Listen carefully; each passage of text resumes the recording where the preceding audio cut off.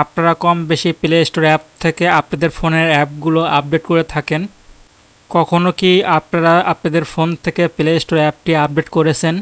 আপনাদের ফোনের play store অ্যাপটি কীভাবে সঠিক নিয়মে আপডেট করবেন সেই প্রসেসটি আপনাদের দেখাবো। অবশ্যই ভিডিওটি সম্পূর্ণ দেখবেন, স্কিপ করে দেখবেন না। প্রথমে আপনাদের ফোনের প্লে স্টোর অ্যাপটি ওপেন করবেন।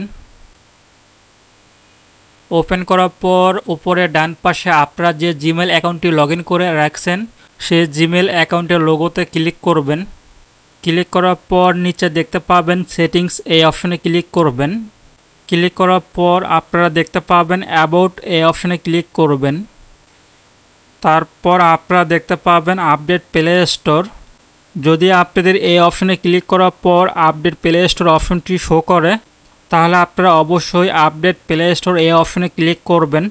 ক্লিক করার পর যদি আপনাদের ফোনের প্লে স্টোর অ্যাপটি আপডেট করা থাকে তাহলে আপডেট হবে না, যদি আপডেট না থাকে অবশ্যই তাহলে আপডেট হবে। আমার যেহেতু অলরেডি আপডেট করা আছে এর জন্য আপডেট হচ্ছে না।